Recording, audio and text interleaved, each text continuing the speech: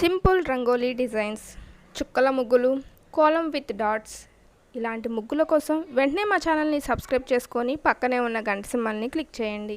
మీకు కనుక ఈ ముగ్గు నచ్చితే వెంటనే లైక్ చేసి కింద కమెంట్లో ఎస్ అని టైప్ చేయండి. నచ్చకపోతే నో అని టైప్ చేయండి.